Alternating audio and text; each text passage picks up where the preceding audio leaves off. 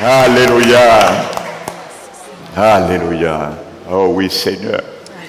Tu es l'unique Dieu manifesté dans le Père, dans le Fils, Jésus-Christ, notre Rédempteur, et dans le Saint-Esprit. Ce Dieu qui est 3 fois saint. Nous t'élevons, oui, Seigneur, car tu es le Tout-Puissant. Il n'y a qu'un Dieu véritable, redoutable, unique, qui est omniprésent, qui est omniscient et omnipotent. Seigneur, toi qui révèles les choses cachées, les choses inconnues, toi qui dis que c'est la révélation de ta parole qui éclaire. Nous voulons, Seigneur, ce matin, que la révélation qui vient de ta parole nous éclaire, Seigneur, des choses inconnues que nous n'avions pas connues avant de venir sur Dieu ce matin. Révèle, car tu as dit dans ta parole, la gloire de Dieu, c'est cacher les choses. Et la gloire du roi, c'est sonder les choses. Nous voulons les sonder ce matin. Nous sommes dans tes parvis, Seigneur. Nous sommes dans ton sanctuaire avec toi, Seigneur. Nous te disons, Seigneur, que nos cœurs sont disposés, que nos cœurs sont réceptifs, Seigneur, à recevoir de toi ce matin.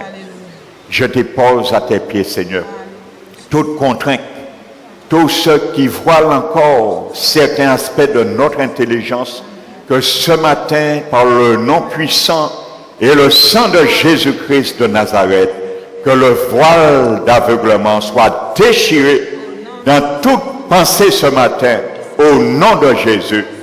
Je prends autorité ce matin de chasser tout esprit de distraction et tout esprit de sommeil soit chassé dans ce lieu ce matin, au nom de Jésus-Christ. Je lis l'homme fort ce matin, afin qu'il ne puisse troubler aucunement par ses interférences ce que de ce matin. Seigneur, que ton onction repose sur moi et que ma bouche soit comme ta bouche ce matin. Aiguise tes paroles dans ma bouche, afin que ce n'est pas moi qui parle, mais que c'est ton esprit qui parle. Je te bénis, Seigneur, je t'élève et nous te glorifions, Père, au nom de Jésus-Christ. Amen. Amen. Alléluia, gloire à Jésus. Nous allons nous asseoir, frères et sœurs.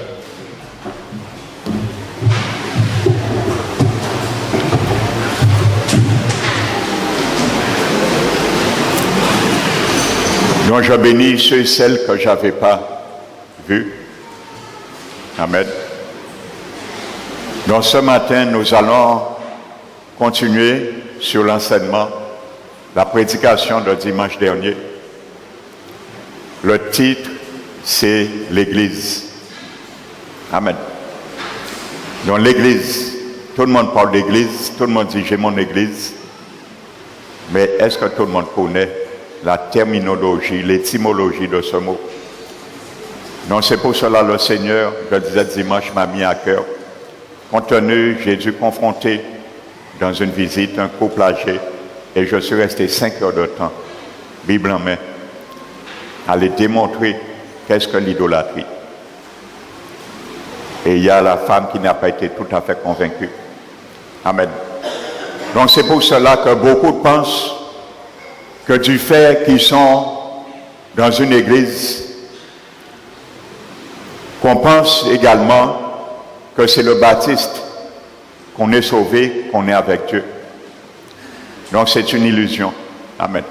Donc nous avons vu dimanche dernier que Jésus, je vais introduire particulièrement pour ceux et celles qui nous visitent ce matin. Jésus a dit qu'il va bâtir son église. Amen. Donc Jésus n'a pas dit, il a donné cette tâche à quiconque. Alléluia. Donc je disais dimanche dernier, il n'a pas dit à l'apôtre Pierre, tu vas bâtir mon église ou je bâtirai mon église sur toi. Il n'a pas dit au Vatican que tu bâtiras mon église ou je bâtirai mon église sur toi, sur le système du Vatican. Alléluia. Donc nous avons vu Jésus a dit, je bâtirai mon église. Et Jésus n'a pas dit qu'il bâtira l'église de quelqu'un d'autre. Jésus n'a pas dit qu'il bâtira l'église d'un système d'autre. Alléluia. Donc nous avions vu également, il y a eu une révélation qui est devenue d'en haut et que l'apôtre Pierre s'en est approprié. Et c'est là que Jésus a dit que tu es Pierre, mais sur cette pierre, je bâtirai mon église.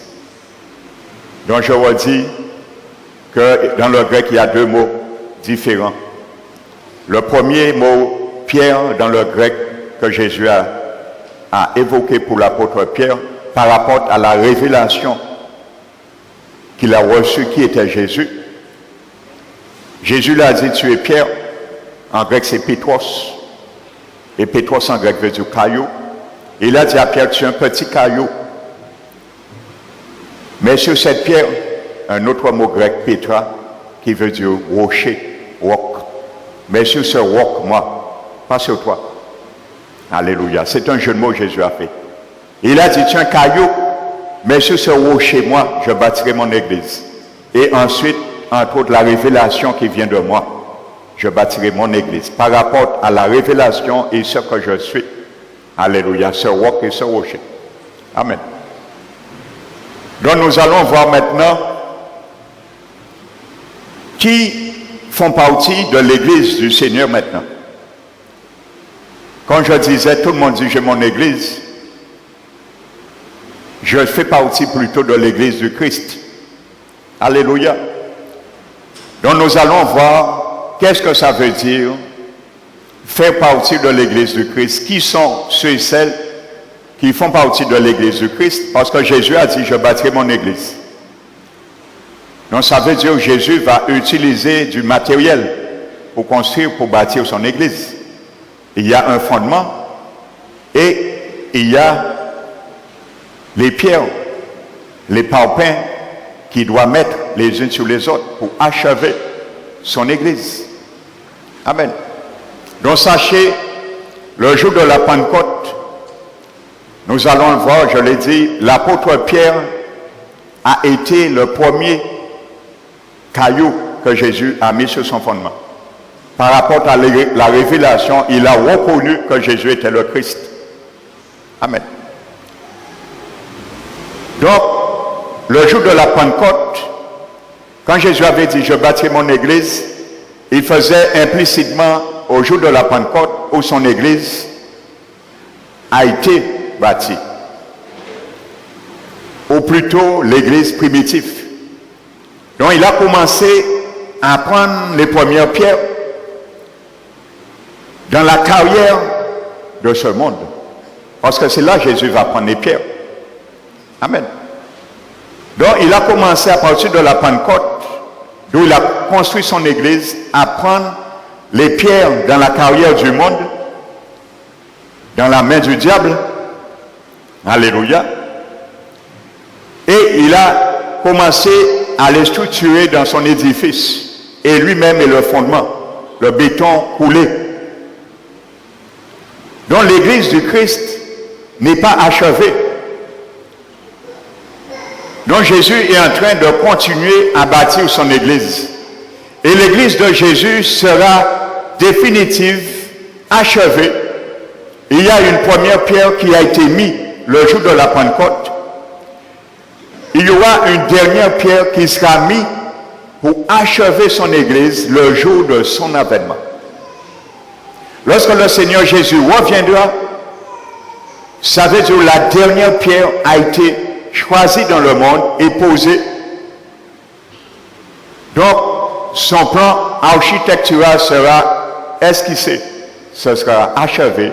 À ce moment, il viendra chercher son église qu'il a bâtie. Et tous ceux et celles qui vont faire partie après du salut ne feront plus partie de l'église du Christ, parce que son église sera achevée, définitive, le jour de son avènement. C'est un fait, il y aura des sauvés pendant les 7 années de tribulation. Parce que l'Église, la Bible dit, lorsqu'il sera enlevé, elle sera enlevée.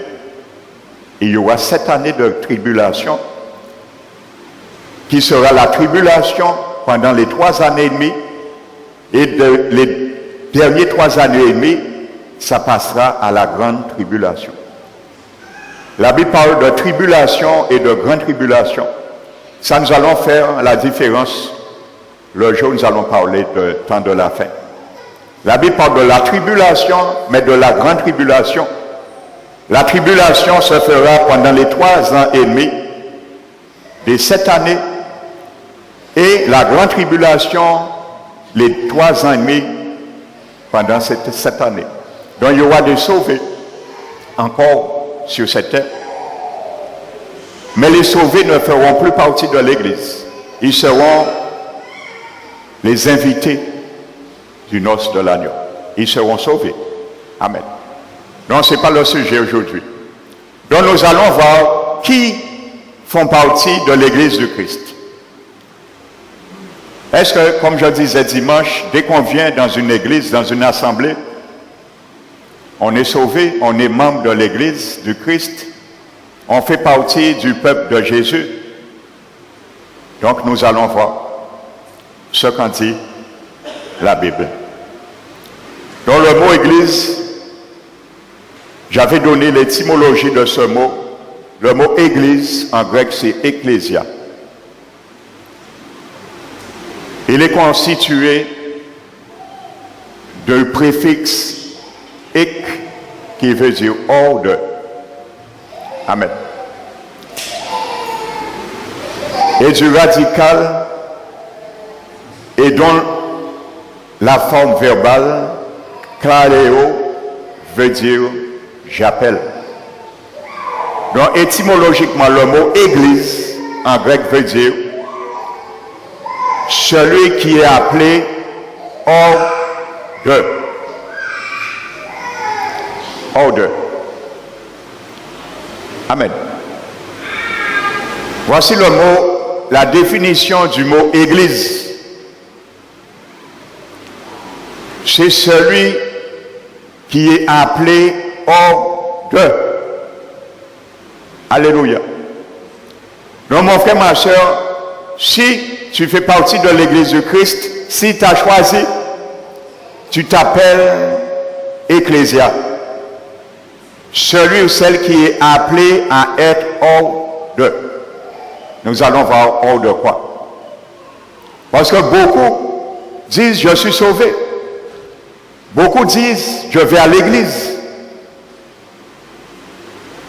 Mais est-ce que tu es hors de? Est-ce que ta vie est hors de ce que Jésus t'appelle à être hors de? Alléluia. C'est ça que nous allons voir. C'est pour ça qu'il y a beaucoup qui se font d'illusions. Parce que l'église n'est pas un baptiste. Le baptiste là, ça s'appelle le temple. Le bâtiment que nous sommes là s'appelle le temple. Le tabernacle. Mais ce qui est dans ce temple, dans ce bâtiment, s'appelle l'église. Amen. Alléluia. Donc nous allons continuer. Donc tu dois être appelé hors de. Amen. Et je le disais dans Matthieu, chapitre 16, verset 18, c'est la première fois que la Bible parle du mot église dans le Nouveau Testament. Amen. Dans l'Ancien Testament, c'était un mystère qui était caché aux yeux des patriarches du peuple de Dieu avant. Alléluia. Donc pourquoi Pierre, il a été l'apôtre Pierre, le premier caillou de l'édifice, c'est par rapport à la révélation qu'il a reçue et la confession qu'il a faite. Amen. Donc, première démarche, pour être membre de l'Église de Christ, il y a quelque chose que tu dois faire. Tu dois faire exactement ce que l'apôtre Pierre a fait. Et d'où l'inspiration est venue du Saint-Esprit de Dieu. Donc personne ne peut passer outre. Si l'apôtre Pierre a été choisi comme un caillou, comme un parpaing de l'édifice du Seigneur Jésus, tous ceux et celles que Jésus va choisir doivent faire pareil. Ils doivent reconnaître et confesser que Jésus est Christ. Si tu ne confesses pas de ta vie un jour que Jésus est Seigneur, Sauveur, il est le Christ, tu ne fais pas partie de son Église. Même si tu viens au culte tous les jours, alléluia. Même si tu vas à la messe tous les dimanches, même si tu pratiques toutes les fêtes de la tradition selon le calendrier de Constantin qui n'est pas biblique, même si tu prends l'hostie tous les jours, ça ne te fait pas moins membre, moins que tu n'es pas membre de l'Église du Christ. Parce que si tu ne l'as pas confessé un jour dans ta vie, tu ne peux pas être une pierre. Tant que tu ne vas pas confesser que Jésus est le Christ, le Seigneur va te laisser dans la carrière du monde. Alléluia. Et la Bible appelle la carrière du monde le royaume du diable. Alléluia. Donc tu resteras là jusqu'à ta mort. Amen. Pour que Jésus puisse t'arracher, il faut que tu le reconnaisses comme le Christ. Alléluia. Amen. C'est pour cela que nous allons voir dans le livre de Romains, le chapitre 10. C'est ce que l'apôtre Pierre a fait.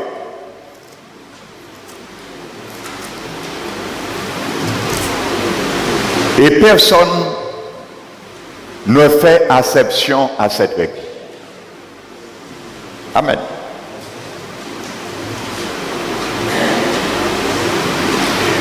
Romains 10, verset 9.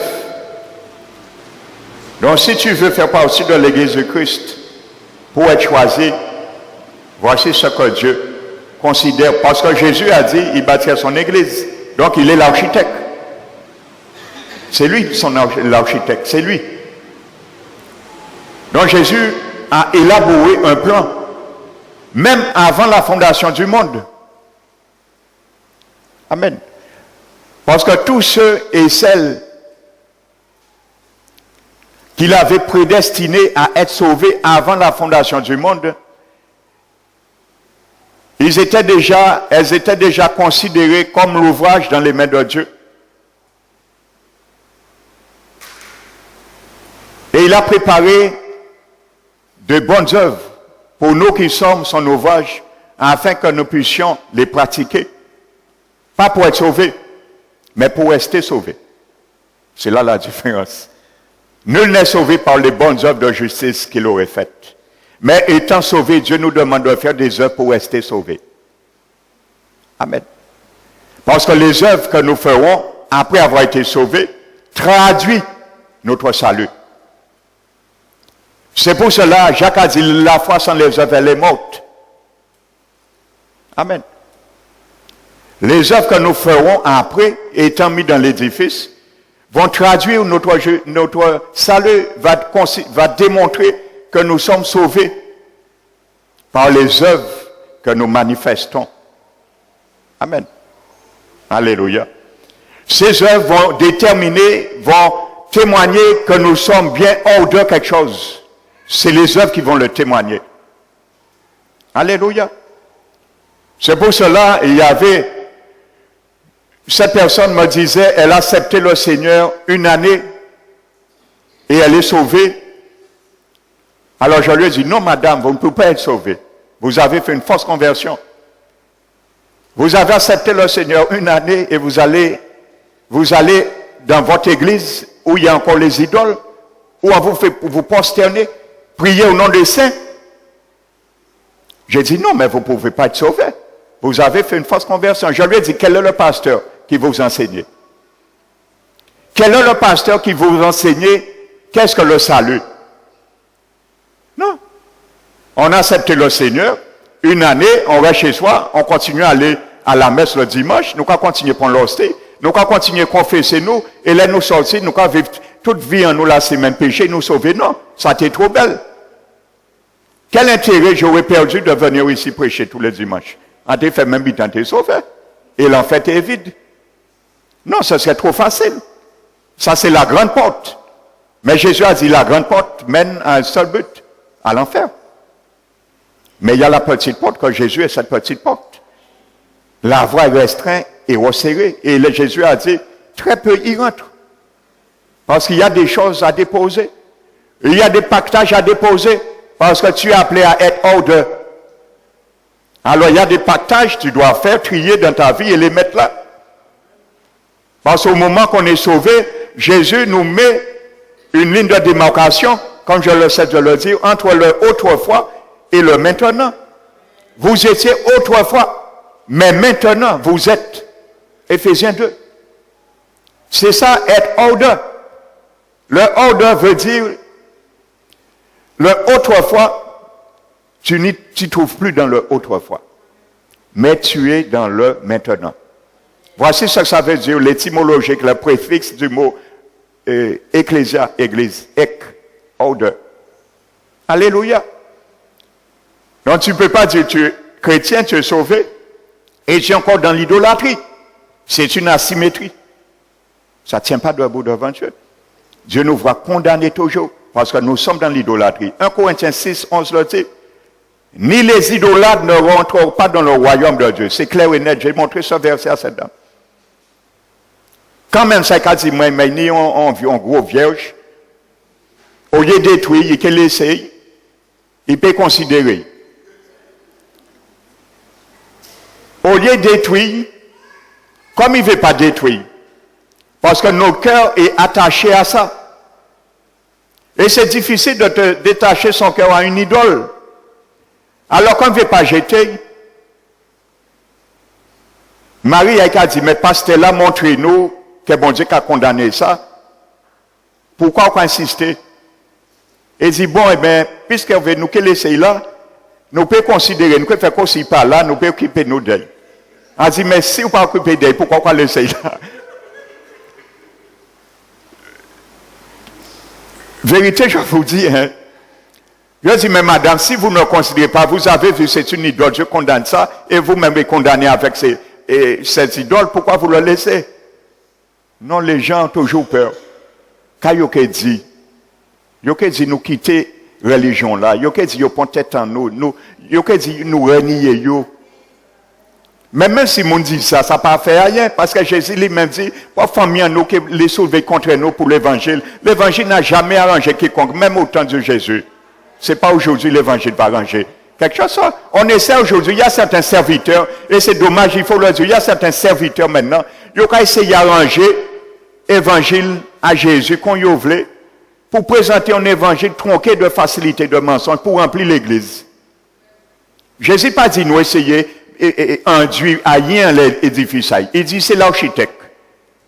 C'est lui qui donne la forme qu'il veut à quiconque de ces pierres. C'est Jésus qui donne les pierres, qui a sculpté les pierres. Alléluia. Il y a ces dit, une fois ou sauvé, ou péché, peut salut.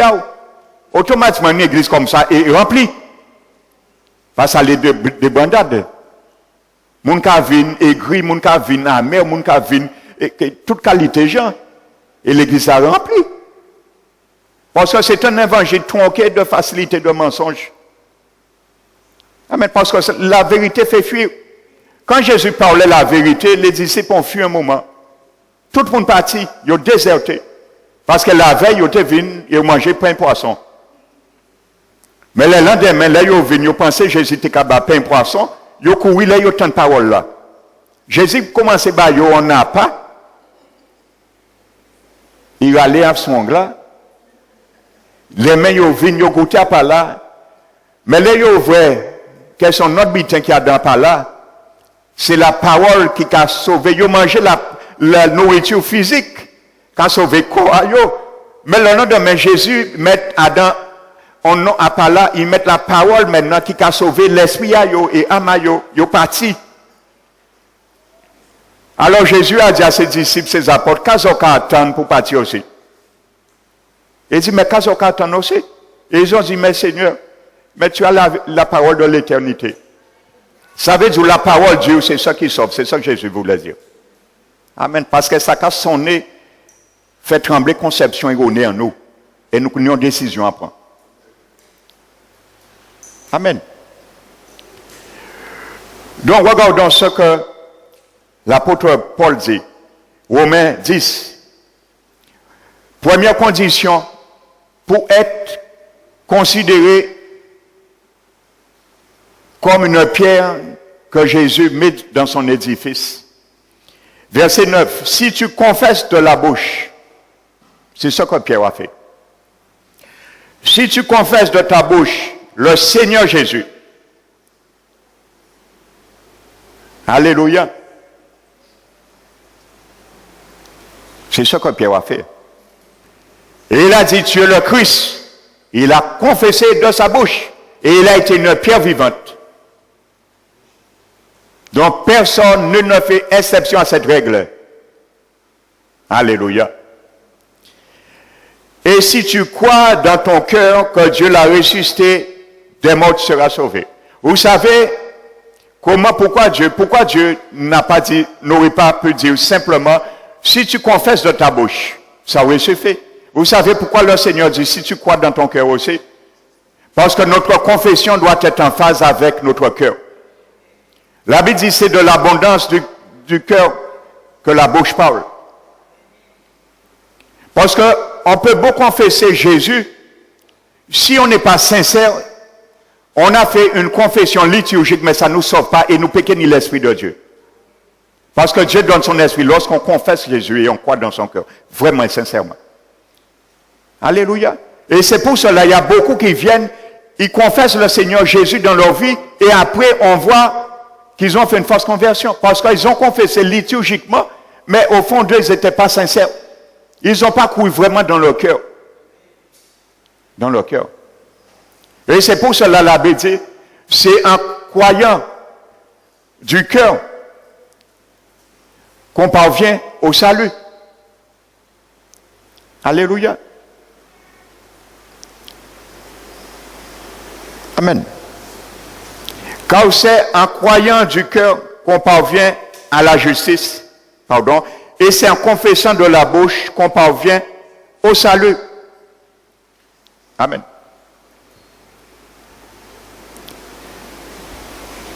C'est en croyant du cœur qu'on parvient à la justice. Amen. Parce que la Bible a dit, si tu crois dans ton cœur que Dieu l'a ressuscité des morts. Et Romains a dit que Jésus est mort pour nos péchés et ressuscité pour notre justification. C'est pour cela que la Bible dit, si tu crois, c'est en croyant du cœur qu'on parvient à la justice. Parce que quand tu crois au cœur, tu crois vraiment que Jésus est ressuscité. Amen. Et c'est qu'à la mesure où Jésus a été ressuscité, il ne pouvait envoyer le Saint-Esprit. Amen. Donc si tu ne crois pas vraiment à la justice de Dieu dans ton cœur, tu vas confesser que Jésus est Seigneur, mais tu ne seras pas sauvé pourtant. Alléluia. Et tu resteras encore dans la carrière du monde, comme une pierre morte. Parce que nous étions tous des pierres mortes. Alléluia. Jésus fait de nous, lorsqu'il nous prend, une pierre vivante. Mais nous étions avant ça une pierre morte. Amen. Éphésiens 2 le dit. Vous étiez morts. Je m'appelais avant, tu t'appelles avant une pierre morte. Pas mort physique, mort spirituelle. Ça veut dire coupé de Dieu. Nous étions coupés de Dieu. Le mot mort veut dire coupé et non aliénation. Même après la mort physique, la vie persiste. Parce que le mot mort n'est jamais aliénation. Ou anéantissement. Contrairement à certains sectes qui parlent ni en enfer et qui ont prêché la survie, le sommeil de l'âme. Aman moun pour jamais dormir dans la Bible, pour jamais ça. Tous les défunts qui sont morts, la Bible dit leur âme est bien animée, ils ont parler, ils ont souvenir, ils sont conscients, ils sont bien morts et ils sont conscients, ils sont vivants. Donc c'est une doctrine de démon ça. Le sommeil de l'âme, c'est une doctrine de démon. Âme et esprit, âme, pas moun peut dormir. Même il y en a fait pas dormir, il a souffert. Alléluia. Donc la Bible dit, vous étiez morts par vos péchés et vos offenses, dans lesquels vous marchiez autrefois. Alléluia. Et la Bible dit, nous marchons selon le train de la puissance de l'air, le diable, de l'esprit qui agit dans les fils de la rébellion. Nous étions tous de leur nombre, Paul a dit, il s'inclut. Paul s'inclut. Nous étions tous de leur nombre. Paul a dit, quant à l'observance de la loi, zéro faute. Il pouvait dire en t'es sauvé. Quand il a connu son erreur, il a dit tous à les considérer comme labo pour gagner Christ. Il a fait ce que Jésus lui a dit. Et il a dit, Seigneur, que veux-tu que je fasse? Alléluia. Il a reconnu qu'il était dans l'erreur. Il était dans le faux. Il a reconnu qu'il était dans le autrefois. Nous étions tous morts. Amen. Et pour venir dans le maintenant, il a dit, Seigneur Jésus, que veux-tu que je fasse? Amen. Les liens du autrefois ont été brisés. Donc la Bible dit, nous étions tous de leur nombre, accomplissant la volonté de notre chair et de nos pensées. Et nous étions de nature. Tu comprends? Dès que je suis sorti dans le sein de ma mère, dès que tu es sorti dans le sein de ta mère, tu étais de nature enfant de colère. Ça veut dire le jugement de Dieu pesait déjà sur nous. Nous étions morts, séparés de Dieu. Alléluia. Je n'étais pas obligé de faire un seul péché pour être séparé de Dieu. J'étais déjà séparé de Dieu depuis ma naissance. Parce que la malédiction d'Adam et Ève pesait sur moi et sur toute l'humanité. Nous sommes séparés de Dieu. Pour être réconciliés avec Dieu, pour être rapprochés de Dieu, pour revenir à la maison paternelle céleste, il faut confesser Jésus est Christ. C'est notre confession que Jésus est Seigneur qui nous ramène, fait retourner dans la maison paternelle. Alléluia. Le jour où Adam et Ève ont péché, le Père les a tenus par la main. Il les a mis hors de la maison, le jardin d'Éden. Ils ne pouvaient plus rester là. Ils ont fait un choix de sortir de la maison. Alléluia. Le péché nous met loin de Dieu. La Bible dit avant Adam et Ève péchaient au jardin d'Éden, le Seigneur parlait chaque jour à la fraîcheur du matin. Le contact, la communion. Mais le jour qu'ils ont péché, Dieu a continué à les parler, mais du haut des cieux. Regardez la distance, frères et sœurs.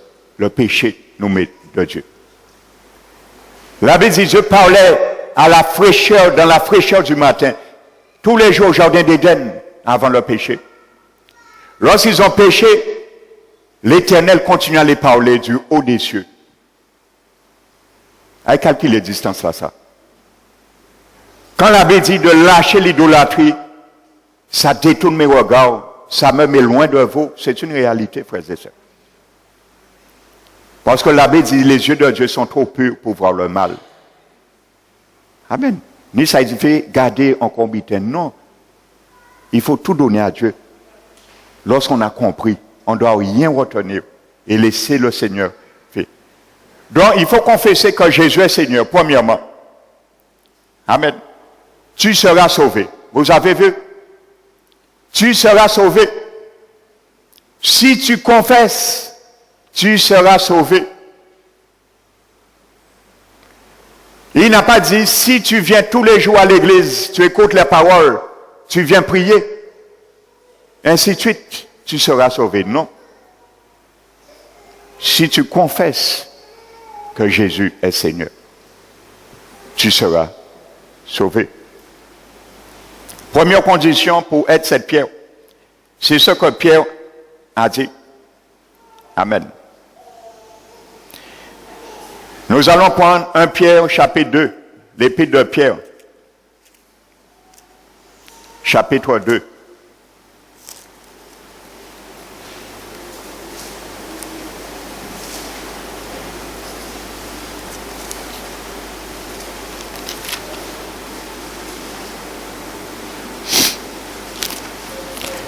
Un Pierre chapitre 2. Donc nous avons vu, nous étions tous une pierre morte. Une pierre morte. Éphésiens. Il n'y a pas d'exception. Hein. Nous tous. Paul a dit, nous étions tous, il s'inclut dans leur nombre. Paul n'a pas dit, j'avais ma religion, que j'ai reçu le plus grand enseignement, ainsi de suite. Il ne s'est pas bavé, il ne s'est pas enorgueilli sur cela. Il a reconnu, avec tout ça, il était quand même candidat de l'enfer. Il avait un choix à faire. Il devait accepter Jésus comme Seigneur et Sauveur. Alléluia. Dans 1 Pierre, chapitre 2. Si vous avez goûté que le Seigneur est bon, 1 Pierre 2, verset 4. À partir du verset 3. Si vous avez goûté que le Seigneur est bon. Amen. Approchez-vous de lui.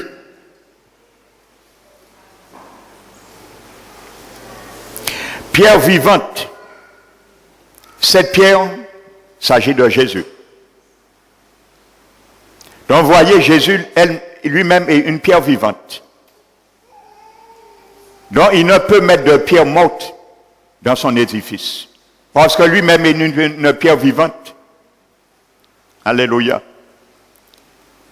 Donc la première pierre là, c'est Jésus. Pierre vivante, rejetée par les hommes, mais choisie et précieuse devant Dieu. Cette pierre a été rejetée par les hommes. Alléluia. Maintenant, et vous-même, maintenant aux chrétiens, comme des pierres vivantes. Alléluia. Donc quand tu confesses Jésus est Seigneur et le Christ est ton Sauveur, tu étais une pierre morte, j'étais une pierre morte, tu deviens une pierre vivante. Ça veut dire que tu es ranimé, parce que nous étions morts spirituellement avant. Alléluia. Notre esprit était en vie, mais notre esprit était coupé de Dieu. C'est ça la mort spirituelle. C'est notre esprit qui est coupé de Dieu. La mort spirituelle. Amen. Donc, lorsque nous confessons Jésus, il nous fait une respiration artificielle et désatrophie. Il retire notre esprit maintenant dans le coma spirituel et le ramène en contact avec Dieu. Et la vie éternelle, c'est qu'ils te connaissent, toi, le vrai Dieu. À ce moment, on est connecté de nouveau, on retourne au jardin d'Éden, on retourne dans la communion, ça s'appelle la vie éternelle. Il faut que Jésus fasse un souffle, une respiration artificielle. Nous ranimer notre esprit, le retirer dans l'atrophie, dans le coma spirituel et retourner dans le contact avec Dieu. Retourner au jardin d'Éden. Alléluia. Dans notre position que Dieu voulait avant le péché. Jésus est venu pour cela, pour rattraper la brèche et nous ramener dans notre position première, avant la chute. Alléluia. Le diable a embrouillé un peu le dessein de Dieu, mais il n'a pas changé le dessein d'amour pour l'humanité. Alléluia. Il a envoyé le péché et rentré par le premier Adam, mais Jésus, il a envoyé le dernier Adam en la personne de Jésus. Nous avons été une génération adamique, mais la nouvelle génération de la recréation est venue avec Jésus.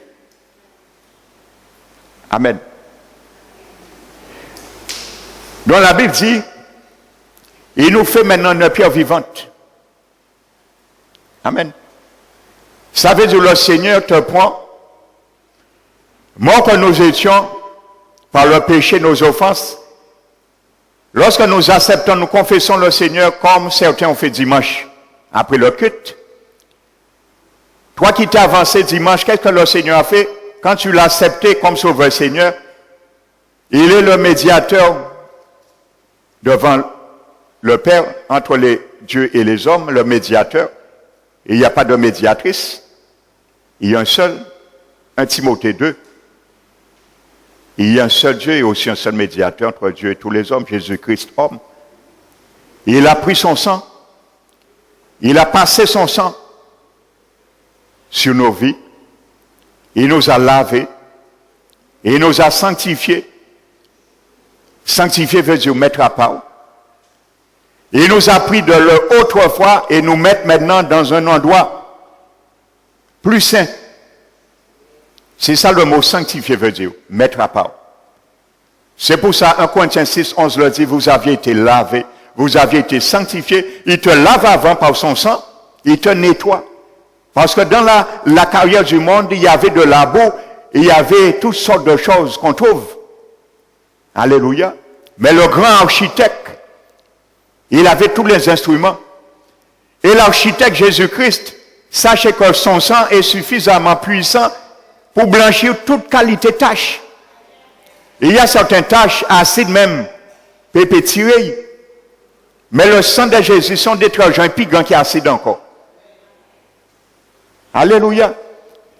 Et malheureusement aujourd'hui, il y a beaucoup qui essaient de se laver avec tradition. Il y a encore la tradition qui lave les péchés à eux.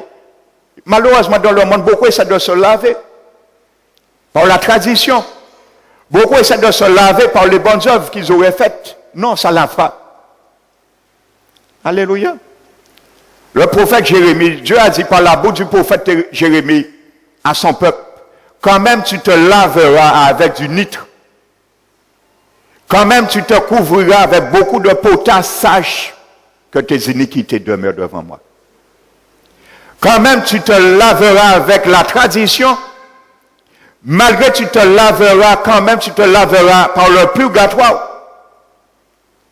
Parce que le purgatoire, c'est nitre et potasse que le diable bâmonne pour y laver, entre parenthèses, comprendre qu'il y lavé par le péché, il est sauvé. Non. Le sang de Jésus. Dieu a dit, sache que tes iniquités demeurent devant moi, je les vois. Alléluia. Qu'est-ce qui fait que les yeux de Dieu ne voient plus le péché? Il a dit par Ésaïe, si tes péchés sont noirs comme le cramoisi, s'il est comme le poutre, il deviendra blanc comme la neige. Alléluia. Et comme la laine. Ça, c'est le sang de Jésus. Voici le détergent qui peut faire ça. Le sang de Jésus. Donc, il nous lave. Et il retire le labo du péché. Il retire les forces occultes, les malédictions, les péchés qui nous condamnaient. Il nous pardonne de tout péché. À la différence, il ne retire pas toutes les conséquences. Alléluia. Ça, c'est un autre enseignement, ça. Mais il nous pardonne de tout péché. Parce qu'il faut savoir, il y a deux... La Bible parle de deux péchés, de deux sortes de pardon. Et il y a beaucoup qui connaissent ça. Il y a même des chrétiens qui ne savent pas que la Bible parle de deux pardons. Deux sortes de pardon. Il y a un pardon que la Bible parle, c'est le pardon humain ou paternel. Ça, c'est un pardon que Dieu donne à toute personne, que ce soit chrétien ou non chrétien. Ça veut dire, quelqu'un qui a fait quelque chose, il se rend compte, il demande pardon à Dieu, Dieu lui pardonne. Ça, c'est un pardon qu'on est soustrait d'une peine qu'on méritait. Amen. Donc Dieu pardonne, mais ce pardon ne sauve pas. Et malheureusement, il y a beaucoup qui se trompent parce que Dieu les guérisse. Il y a carrété dans le péché, il y a carrété dans le système idolâtre, ainsi de suite, tout ce qu'on pourrait dire. Quand même ça, Dieu les fait grâce. Dieu qui a guéri yo. Dieu qui a délivré yo. Mais ils prennent ça, comme la Bible dit, dresse derrière toi dessine et place derrière toi des poteaux afin de te rappeler le chemin que tu as parcouru. Donc, lorsqu'on vient les présenter l'évangile, ils ont dit oui, mais on jointait malade, à prier bon Dieu, guéris-moi. On jointait à une situation difficile, il ouvrait porte ban moi. Oui, mais ce n'est pas une miséricorde de Dieu le fait.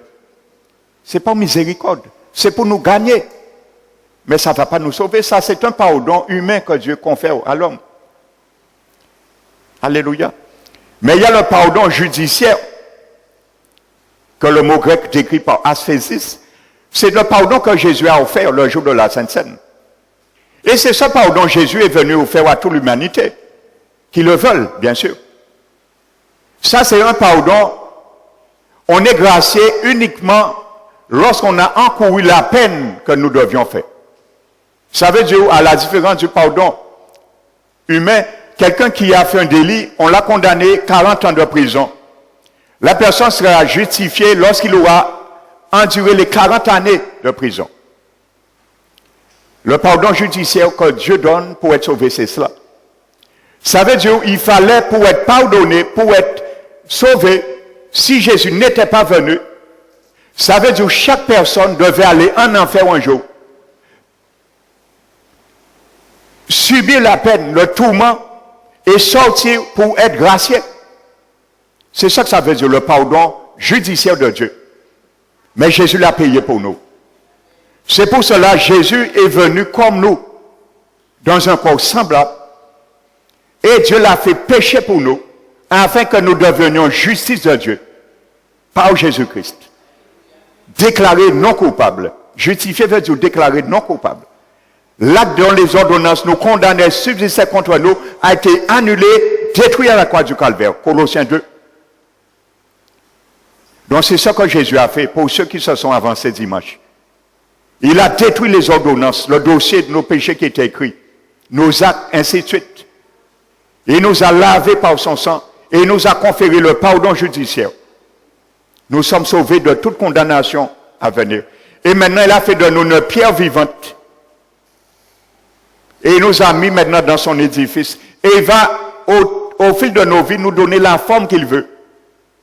Il va nous donner la forme que lui veut. Et lorsqu'il va nous donner cette forme, ça va nous apprendre à faire les bonnes œuvres, car nous sommes devenus son ouvrage, et les bonnes œuvres résultera de réformer nos voies, de réformer nos œuvres et de réformer nos pensées. Ensuite, il va nous donner une forme qu'il veut, parce qu'il devient le potier par excellence. Nous sommes l'argile. Il ne faut pas nous dire qui j'en a fait moins bon Dieu. En termes, ça pas tiré, attendre encore, non. Il est l'architecte. Il est l'architecte. Beaucoup parmi nous, au début, on aime dire Dieu, non, ne retire pas ça encore. Je ne suis pas prêt encore pour te donner cette partie. Je te donne le reste, mais pas ça. Ne touche pas ça encore, Jésus. Jésus a dit, pas tes sables, sans Dieu alors. En cet architecte-là, un parpaing ne dit pas au maçon, pas tirer vers moulure là qui en les moins. Mettre-moi comme ça à l'édifice là. Non, il peut coller. Le béton, ça va empêcher le béton d'unir les parpaings. Alléluia. Et c'est l'amour de Dieu qui est le ciment. Il nous met les uns des autres. Les pierres qu'il choisit avec le ciment, c'est son amour. C'est avec ça qu'il nous consolide. Il nous place. Le ciment. Donc il faut qu'il le nettoie. Amen. Donc il nous lave et maintenant nous devenons une pierre vivante. Il nous place maintenant. Alléluia. Chaque fois que quelqu'un se convertit dans le monde, c'est une pierre vivante. Jésus le lave et il place dans son édifice. C'est pour cela, lorsque la dernière personne sera sauvée, pour mettre le dernier parpaing, l'église sera complète. Jésus viendra chercher son église. Parce qu'il n'a rien encore à attendre. Et il a dit, je viendrai chercher mon église. Mais pour cela, il faut que l'église soit sans tache, ni ride, irrépréhensible et rien de semblable. Alléluia. Donc maintenant, étant cette pierre vivante, Dieu nous exhorte maintenant, et vous-même comme une pierre vivante maintenant, ça c'est à nous. Édifiez-vous pour former une maison spirituelle. La maison spirituelle, c'est l'église du Seigneur. La maison spirituelle, mon frère, ma soeur, ce sont tes frères et sœurs qui sont avec toi. Donc tu dois laisser les uns des autres, individuellement, collectivement, former cet édifice que Jésus est en train de lever. Amen. Donc ça doit être bien coordonné par l'amour de Dieu. C'est ça. Chacun de nous tend une pierre vivante. Le ciment, l'amour de Dieu doit nous édifier nous-mêmes entre nous pour former une maison spirituelle, un saint sacerdoce pour Dieu en Christ. Quand la Bible dit, il est dit dans l'Écriture, voici, je mets en Sion une pierre angulaire choisie et précieuse, Jésus. Et celui qui croit en elle ne sera point confus. L'honneur est donc à vous qui avez cru. L'honneur est à nous qui avons cru un jour. C'est un honneur d'être dans l'édifice de Jésus. Et l'honneur aux sœurs qui ont cru, qui ont accepté Jésus dimanche dernier, l'honneur est à vous. Vous qui avez cru. C'est un honneur d'être une pierre vivante, lavée dans la boue du péché, pris dans la carrière du monde par la locomotive de Dieu qui est le Saint-Esprit. Parce que c'est cette locomotive que Jésus a envoyée, et c'est cet ouvrier que Jésus a envoyé pour construire son église, le Saint-Esprit. C'est lui qui a convaincu vos cœurs. Il viendra convaincre un cœur de justice, de péché, de jugement. Alléluia. Ensuite, l'Esprit de Dieu dit, Jésus, j'ai sondé son cœur. Il est sincère, elle est sincère. Tu peux laver cette pierre maintenant. Et envoie-lui. Envoie-moi lui maintenant. Pour qu'il reçoive l'Esprit de Dieu que je suis. L'Esprit de Dieu, l'ouvrier, par excellence, qui ne peut se tromper. Il a le ministère de convaincre un cœur lorsque la parole est prêchée. De péché, de justice et de jugement. Et c'est l'Esprit de Dieu qui sait. La Bible dit l'Esprit de Dieu, il connaît les pensées de Dieu. Il connaît les pensées de Dieu, donc personne ne trompe l'Esprit de Dieu. En fonction de la pensée de l'homme. Ils sont de cœur, ils sont des reins, et lorsqu'ils voient la personne confesse de sa bouche, l'Esprit de Dieu est là. Ils sont de cœur. Et il dit, Seigneur Jésus, non, c'est un hypocrite. Il n'avait pas rentré en lit. Il faut. Il confessait pour ne pas y en enfer, mais en son décaille, il n'y a pas qu'à quoi font qu'il ça confesser. Attends encore Jésus. Alléluia, je ne peux pas rentrer encore en lui. Alléluia, le Père, le Fils Jésus et l'Esprit Saint. Ils travaillent la Trinité parfaite. Ils sont là dans la rédemption. Amen, on ne trompe pas Dieu. À ce moment, Jésus, il dit, Esprit Saint, d'accord, je le lave, je la lave et j'envoie l'Esprit. Parce que l'Esprit de Dieu est omniprésent.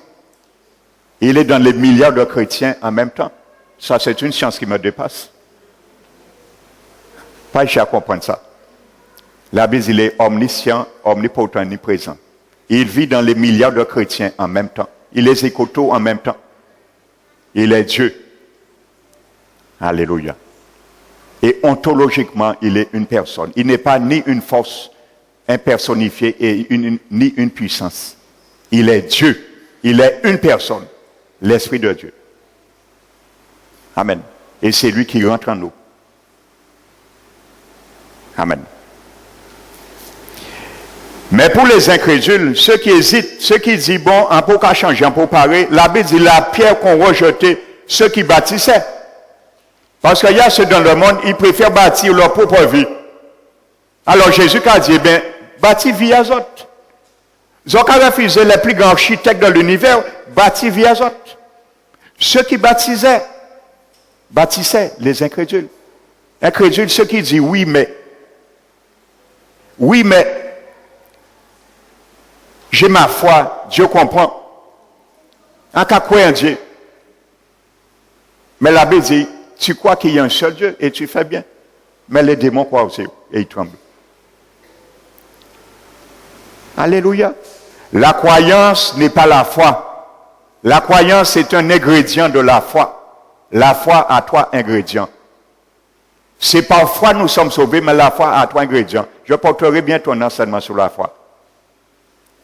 Je vais vous faire entrer dans la cartographie du mot foi. La foi a 3 ingrédients. La croyance n'est pas la foi, c'est un ingrédient de la foi. Premier ingrédient, la croyance, il faut croire qu'il y a un Dieu, premièrement. Deuxième ingrédient, la confiance. Si tu crois, tu fais confiance. Et troisième ingrédient, l'obéissance. Si tu retires un de ces ingrédients, ne parle pas de foi. Alléluia. Si tu n'obéis pas, ne parle pas de foi, parce que la foi t'oblige à obéir ce que tu crois et tu fais à Dieu confiance. Alléluia, c'est comme le proverbe, la corde à 3 brins se rompt difficilement. La foi, c'est une corde à 3 brins. Tu ne peux pas les dissocier. Amen. La foi n'est pas une connaissance cognitive qui vient de l'intellect, qu'il y a un Dieu. Non. La foi vient du cœur. Alléluia. Vous savez, chaque fois que l'apôtre Jean, dans son évangile, Jésus parlait de croire, le mot croire. Écoutez bien ça. Chaque fois que dans les évangiles, que Jésus parlait du mot, employait le verbe croire,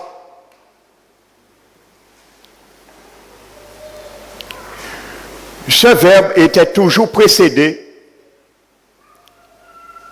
du préfixe is et suivi de l'accusatif. Qu'est-ce que ça veut dire? Ça veut dire s'il fallait franciser cette allocution grammaticale grecque, on ne peut pas le faire en français. Ce mot décrit, cette allocution grammaticale grecque décrit une intériorité. Amen. Ça veut dire, il fallait dire croire dans Jésus. C'est ça que ça veut dire. Chaque fois que Jésus employait dans le grec, dans l'évangile, le mot croire. Croire dans Jésus, mais pas en Jésus. Croire dans Jésus. Ça veut dire, ça nous ramène dans une intégration. Il nous fait rentrer même de tout ce que Dieu concerne Jésus, sa vie, ses œuvres, c'est ça. Ça veut dire qu'on doit s'immerger de tout le sacrifice expiatoire que Jésus a fait pour nous, pour être sauvés. Ce n'est pas croire en Dieu, l'existence de Dieu. Ce n'est pas croire à l'existence de Dieu. La Bible dit les démons croient à l'existence de Dieu. Le diable aussi le croit. Mais il tremble parce que ça n'a pas sauvé. Et il y a beaucoup dans le monde, ceux qui baptisent les incrédules, ils croient aussi qu'il y a un Dieu qui est à l'existence de Dieu. Ils n'ont pas qu'à trembler. Mais ils ont qu'à trembler un jour. Si on pas repenti devant le jugement dernier. Quand Jésus sera en personne devant chaque personne pour rendre compte, pourquoi tu ne m'as pas accepté dans ta vie avant de mourir? Est-ce que tu as préféré le jugement dernier que la vie éternelle je t'offrais? À ce moment, l'autre dit, c'est là où il dit Jésus, oui mais j'avais ma foi. Jésus qui dit, tu avais ta foi, mais ça ne suffisait pas. La foi sans les œuvres est morte. Ainsi de suite. Donc c'est ça, ceux qui bâtissaient, ils préfèrent vivre et bâtir leur vie. Jésus invitait des gens à rentrer dans la vie éternelle quand il était sur terre. Beaucoup de bâtissaient leur vie. Ils disaient, attends, Jésus, ni maman, moi, ni papa, moi, faut moi enterrer. Faut moi enterrer avant. Le mot enterrer ne veut pas dire que demain, il fallait enterrer le père ou la mère. Le mot enterrer veut dire recevoir l'héritage. Alléluia. À l'époque, lorsqu'on enterrait un défunt parent, on recevait l'héritage. Ça veut dire que ça pouvait prendre des années. Donc, il y a tant il prend héritage pour y vivre au Seigneur. Et il y a beaucoup dans le monde, il y a quand il prend héritage pour y vivre au Seigneur. Qu'est-ce que j'entends par là? Héritage. Ça veut dire, il faut y finir bien votre yo a donc bitin yo aimé et là yo que bien yo qui arrêté que vinn yo ka attendre aussi yo ka dit Jésus laissez-moi bien pour héritage en moi mais malheureusement bien souvent diable là pas laisser nous temps de fin héritage en nous parce que sinon héritage éternel pour nous c'est en enfer et dans la géhenne. Alléluia. Le diable connaît nos insécurités. Les vrais nous quand reporter à des mains, il peut mettre tout démon en action pour frapper nous. Et c'est déjà arrivé malheureusement. Des gens qui ont reporté leur salut à demain, ils ont dit, en qui préparez-moi, en qui dit maman moi avant, en qui dit papa moi avant, en qui dit Marie moi avant, en qui dit madame moi avant, en qui préparez-moi. Diable n'a pas baillé autant dit maman yo avant, il pas baillé autant dit papa yo avant, il pas baillé autant dit Marie et madame, il frappe yo par la mort. Alléluia. Et sachez, lorsque quelqu'un meurt, lorsque les deux yeux de quelqu'un se ferment sur le monde terrien, la seconde suivante, les deux yeux de son esprit s'ouvrent dans l'au-delà. Pas ni sommeil, hein. Ça qu'a fait à une fraction de seconde. Il n'y a pas de sommeil, hein. Nous, quand nous trouvons nous à d'un côté. Vous savez, j'ai lu un témoignage d'un homme, il est pasteur aujourd'hui. Cet homme a dit, il est passé par la mort. La seconde suivante, il se voit dans un lieu. Dans son lieu, il croyait que l'enfer, en enfer qu'il était, il pensait qu'il rêvait. Il pensait qu'il rêvait. Non, autant pour moi, ce n'est pas un serviteur, c'est un serviteur qui est allé en enfer avec Jésus et il raconte que Jésus lui dit qu'il y a beaucoup de personnes, lorsqu'ils viennent en enfer, la seconde suivante, lorsqu'ils meurent sur terre, ils viennent en enfer. Bien souvent, au début, les gens pensent qu'ils rêvaient. Qu'ils sont en train de rêver. Ils pensent que c'est un rêve qu'ils font. Parce qu'ils n'ont pas qu'à considérer bitin là réel. Et c'est après qu'ils ont qu'à rendre compte, ils ont bien en fait. Parce que vous savez, lorsque nous rêvons, nous ne sommes pas vraiment dans une réalité. Mais nous sommes en vie. Donc, vous voyez bien qu'après la mort, la vie est réelle. Ils pensent qu'ils sont en train de rêver, hein. Mais quoi qu'on y compte trop tard, il y a donc bien réalité là. Et c'est bien là, il y a. Donc c'est ça qui se passe. L'adversaire ne donne pas du temps, bien souvent. Amen. Parce qu'il a dit, si vous voulez nous bailler, il a fait un rendez-vous avec des démons pour statuer. Si via tel monde, il a dit, si nous baillons autant, laissez les grands architectes, ils n'ont pas aimé nous à Jésus. Les grands architectes, la veille, Jean-là, il y a dans la boule, ça. Jean-là, il y a votre avec nous, dans la philosophie, nous, dans la tradition, nous. C'est un grand monde qui pède. Alors, nous mettre tout en œuvre. Pour le grand architecte, pas ni temps la veille, arracher et mettre un édifice, parce que nous qui pède. Voici ce que le diable a fait dans l'invisible, nous ne connaissons pas. Alléluia. Parce qu'on veut bâtir notre vie. Jésus a dit, celui qui bâtit. Et il y a deux hommes qui ont bâti, un sur le sable, le fondement, et un sur le roc. La vie bâtie sur Jésus et la vie bâtie sur nous-mêmes, nos propres œuvres, nos propres traditions, ainsi de suite. Et il a dit, le vent, la tempête s'est soulevé. Et t'as là qui a pensé bâti vieille, tout chalviré. Mais celui qui était bâti sur le roc, Jésus-Christ, cette pierre angulaire, il est resté stable. Amen. La ruine s'est étendue sur le reste. Amen. Donc la pierre qu'ont rejeté ceux qui bâtissaient, elle est devenue la principale de l'angle, une pierre d'achoppement. Amen. C'est pour ça que je vous ai dit dimanche dernier, il y a trois types de pierres. Il y a les pierres mortes, les pierres vivantes et les pierres d'achoppement. Une pierre d'achoppement. Un rocher de scandale. Et si heurte pour ne pas avoir cru en la parole, et c'est à cela qu'ils sont destinés. Vous voyez, lorsque quelqu'un refuse le salut, refuse de confesser Jésus comme sauveur, ça veut dire ceux qui refusent, qui baptisent, c'est ceux qui refusent d'accepter de confesser Jésus Seigneur. C'est ça que ça veut dire, ceux qui baptisent dans leur vie. Ils refusent de confesser Jésus Seigneur. C'est ça que ça veut dire. Donc Jésus dit, ils sont destinés à se heurter, à être fracassés par cette pierre qu'ils ont rejetée, Jésus-Christ. Donc voyez, il y a un choix à faire. Il y a un choix à faire. Je vais insérer dans 1 Pierre 2, 4 à 5, le mot Pierre là, c'est un autre mot grec. Ce n'est ni Pétros, ni Pétra. C'est un autre mot grec, c'est litous. Ce mot grec litous désigne et évoque le matériel de construction palestinienne qui existait à l'époque, solide et stable. Solide et stable. Ça veut dire, l'apôtre Pierre nous dit que Jésus est stable et solide et que notre vie sera solide et stable. C'est ça que ça veut dire. Solide et stable. Ce sont les plus grandes pierres servant de fondation ou de pierre d'angle pour renforcer les sections des murs. Ce mot grec, lithos, ces genres de pierres existaient en Palestine, autant que l'apôtre Pierre parlait de cette épître. Pour que les auditeurs puissent bien concevoir qu'est-ce que ça veut dire.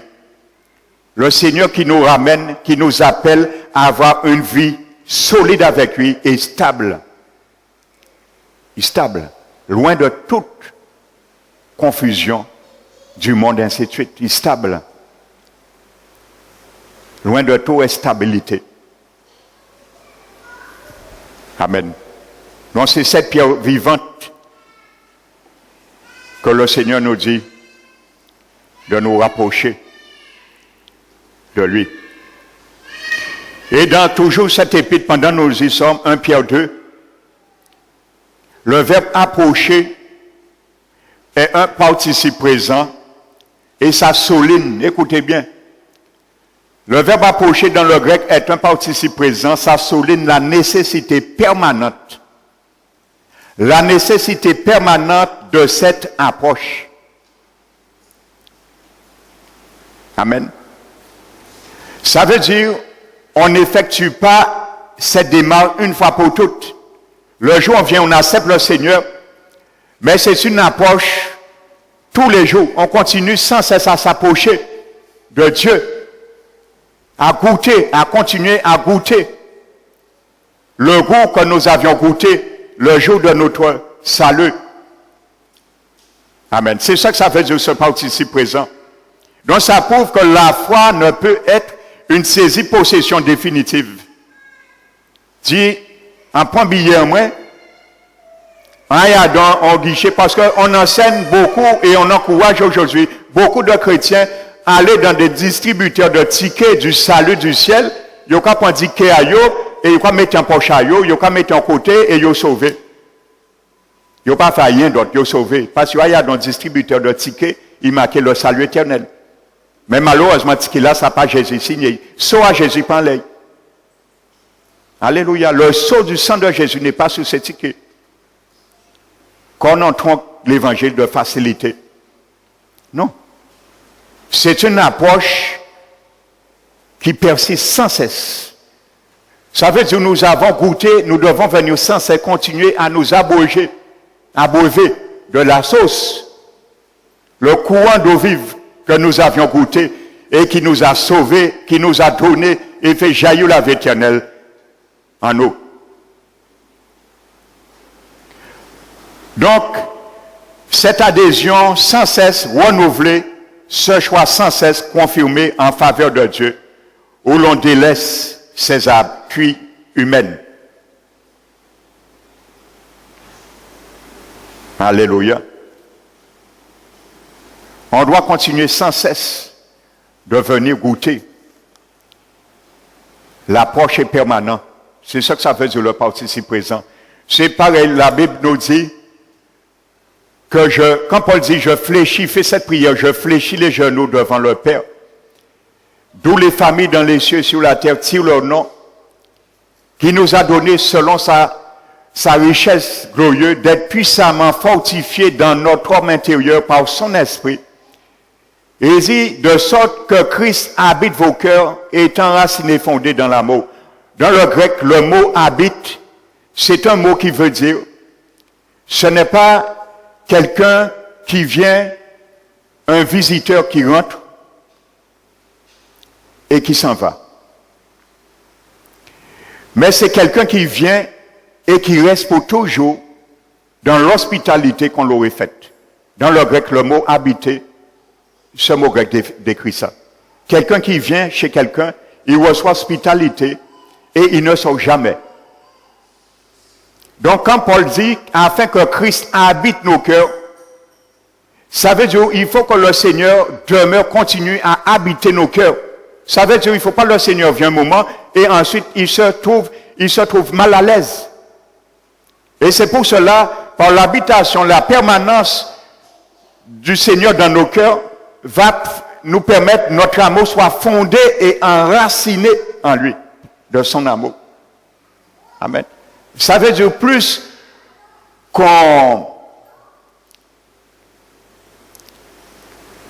dirais-je, plus on s'exerce à laisser le Seigneur à bénéficier de tout ce qu'il veut de nos cœurs, nous nous enracinons et nous fondons notre vie vraiment dans son amour. Alléluia. Donc le Seigneur Jésus n'est pas venu comme ça, il est venu pour vraiment demeurer et non repartir. Alléluia. Et c'est pour cela, il dit dans l'Apocalypse, il frappe avant. Il dit, me voici, je me tiens à la porte et je frappe. Si quelqu'un m'entend et m'ouvre, je rentrerai, je souperai avec lui et moi. Il prend le soin de frapper parce que Jésus, c'est quand il rentre dans un cœur, il veut venir là pour l'éternité.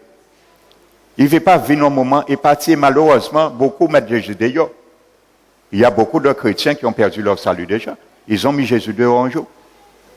Parce qu'ils ont dit, attends, la voie chrétienne trop raide. L'œuvre en tes païens, en pas tes problème, en y rentrer chrétien, en peut travailler en moins, en peut marier en moins, en peut madame en moins, madame en quitté moi, mari en moins quitté moi. Depuis rentrer chrétien, en tomber malade, bita trop raide, en penser bita, en pas sans penser bita raide comme ça. Par contre, de telles personnes, si vous êtes dans l'église, vous êtes dit, depuis vous venez au Seigneur, où sont nouvelles créations, les choses anciennes sont passées, là, vous êtes. Ainsi de suite. Et beaucoup disent, mais malheureusement, en accepté au Jésus, en partie, ça s'arrête comme ça, sortir à casa moi. Seigneur, sors dans mon cœur. Implicitement, c'est ce que nous disions parfois. Et il y a beaucoup de chrétiens qui ont dit ça implicitement au Seigneur. On ne va pas leur dire explicitement, sors dans mon cœur, sors dans ma vie, Seigneur. Mais implicitement, la façon que nous vivons le décrit. Et bien souvent, des gens nous regardent, ils disent, mais mon ça chrétien, en tant que chrétien, c'est bien s'entendre? Pas dis-moi ça. Mais on monte tous les matins au travail, c'est juré qu'à jurer. Il qu'à jurer patron, mais c'est chrétien, madame là, ça chrétien. Et oui, on entend ces propos vis-à-vis des chrétiens parfois. C'est pour ça la Bible nous dit de ne pas regarder à quiconque, de regarder à Jésus et ce qu'il veut pour nous.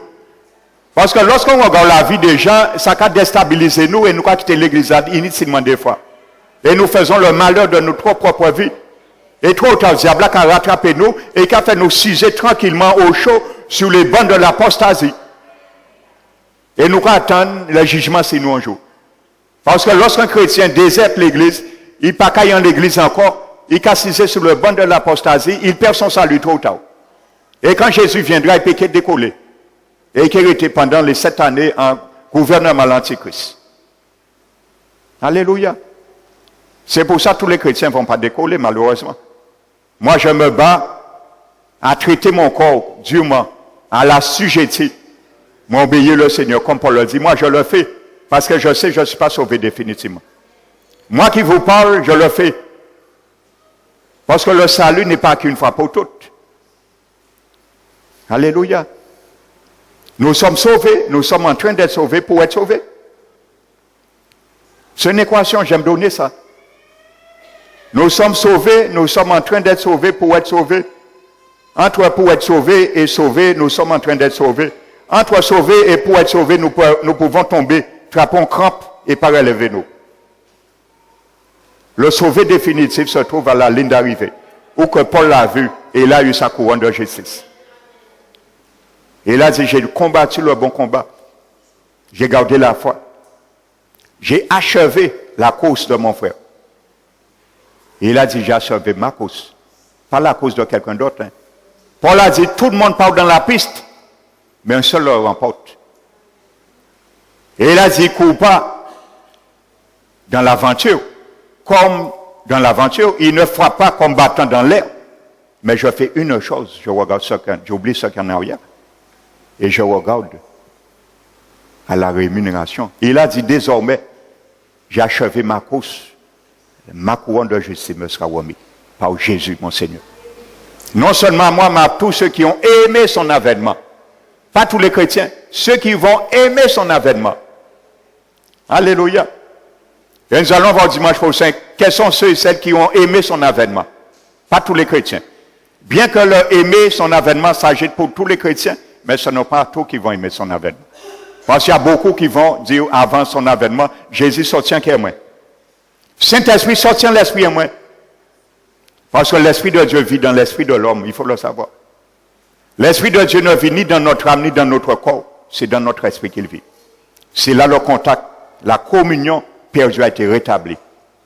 C'est notre esprit qui est sauvé, premièrement. Notre âme est en train d'être sauvée pour notre corps puisse être sauvé le jour de l'avènement du Seigneur. Soit en ressuscitant des morts, ou soit en ayant transmuté en un clin d'œil, changé instantanément. Alléluia. Lorsque quelqu'un vient au monde, il reçoit dans son âme une existence sans fin. Lorsqu'il passe par le salut que Jésus appelle la nouvelle naissance, que ceux qui se sont avancés dimanche dernier ont reçu, ça s'appelle la nouvelle naissance. Lorsqu'on reçoit le Seigneur Jésus, on reçoit dans notre esprit la vie éternelle et la résurrection, on reçoit dans notre corps l'immortalité. Amen.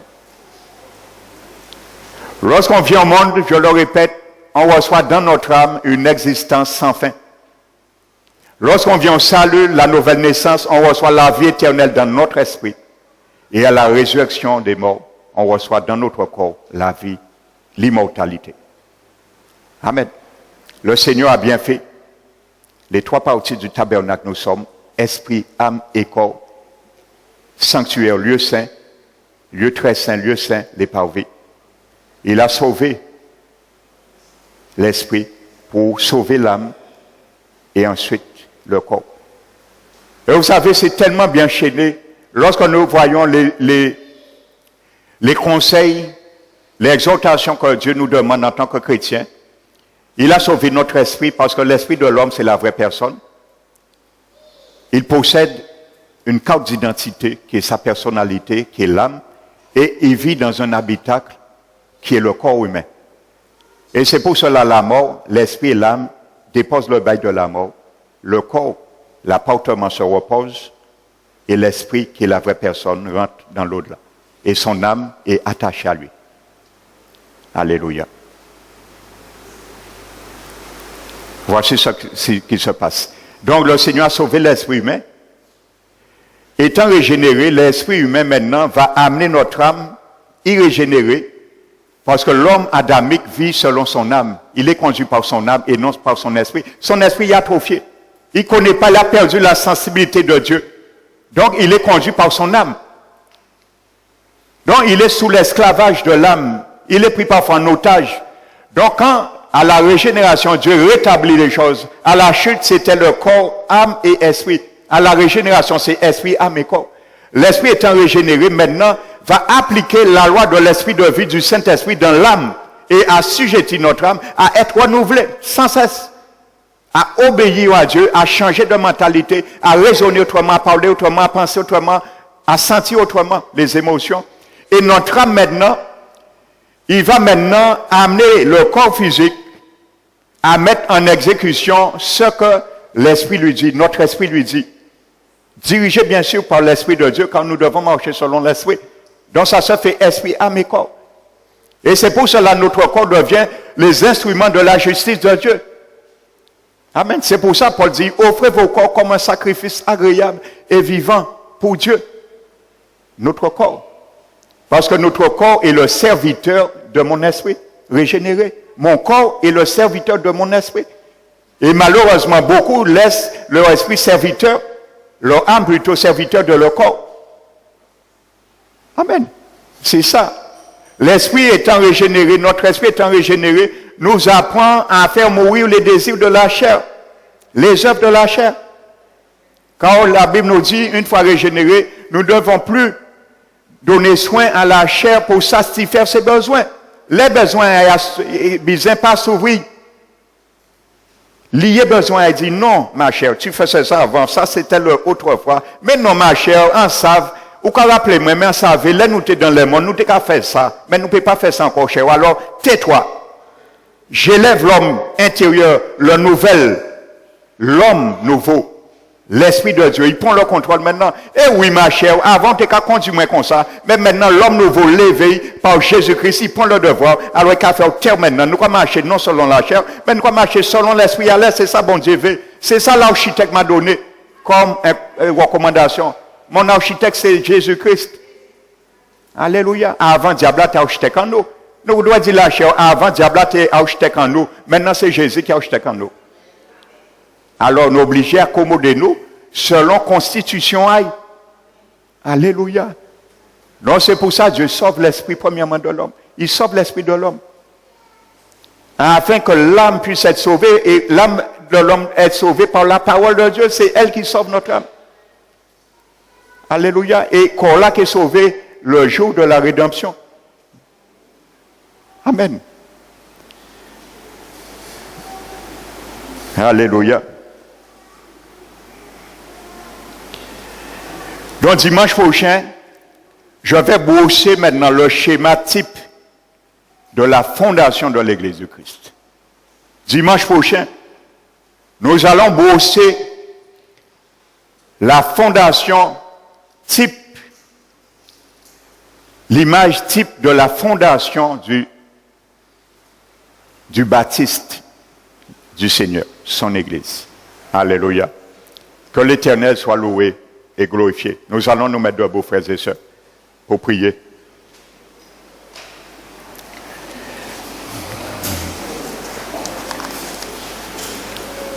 Mettons-nous debout.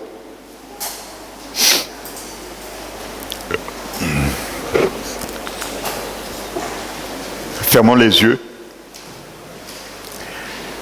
Père très saint, nous t'élevons, Seigneur Jésus, toi qui es le chef suprême de ton Église, toi qui es l'architecte qui a envoyé le Saint-Esprit pour cela. Nous t'élevons et nous qui sommes déjà habités par ton Esprit Saint, nous ne pouvons que te glorifier, car tu l'avais dit, Seigneur, qu'il viendra, qu'il rétablira toutes choses, et c'est ce que, Seigneur, tu es en train de faire dans ma vie, dans la vie de chacun de nous. Seigneur, ce matin, je te remercie, Seigneur, pour ces enseignements, pour ces préceptes. Apprends-nous à les garder près de nous. Pour considérer, Seigneur, la différence, Seigneur, entre ceux qui te servent et ceux qui ne te servent pas. Entre ta justice et l'injustice, Seigneur. Pour comprendre, Seigneur, avec tous les saints, Seigneur, ce que tu as préparé, Seigneur, pour nous. Nous sommes l'ouvrage entre tes mains. Tu as préparé de bonnes œuvres depuis avant même la fondation du monde. Et tu veux que nous les mettons en pratique afin que nous te permettons, Seigneur, d'esquisser, Seigneur, le choix que tu as fait sur nos vies. Seigneur, ce matin, je te demande une grâce particulière pour chacun de nous, du plus petit au plus grand. Nous qui sommes déjà lavés, sanctifiés, justifiés, par ton sang mis sur ton édifice, toi qui es la pierre de l'angle, la pierre principale, de nous apprendre, Seigneur, à rester et à former cette maison spirituelle afin de porter des sacrifices spirituels vivants que tu nous demandes, Seigneur. Apprends-nous, Seigneur, à nous édifier nous-mêmes les uns des autres, mais nous édifier sur nos saintes foi, Seigneur, dont toi-même nous l'as suscité et tu l'amènes à la perfection. Donne-nous, Seigneur, encore le courage, la détermination, la violence qu'il faut pour tenir assujetti notre corps, notre âme par notre esprit, modelé qui fait un avec ton esprit, Seigneur, afin de toujours rester unis dans ta communion et garder nos pieds debout sur le fondement dont toi es, Seigneur Jésus. Seigneur, je te demande une grâce également pour ceux et celles qui sont parmi nous, qui t'ont pas encore dit oui, qui t'ont pas encore confessé, reconnu dans leur vie que tu es le Christ comme l'apôtre Pierre, le Seigneur, le Sauveur, le roi que tu as envoyé, afin qu'il puisse, Seigneur, être une pierre vivante, retirée dans la mort, Seigneur. Arrache-les, Seigneur, par la puissance, la souveraineté, le ministère et l'autorité de ton Esprit Saint.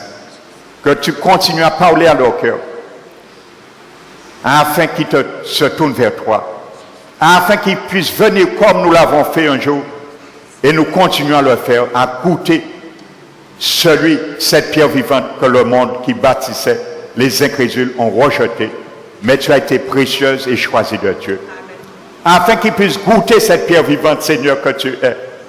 C'est ma prière ce matin, que ces personnes, Seigneur, tournent leur cœur par ton Esprit Saint, qu'ils soient poussés par l'Esprit Saint à se repentir, admettre qu'ils ont tort, admettre qu'ils t'ont fait tort, en pratiquant et en bâtissant avec des matériaux qui n'étaient pas tes matériaux.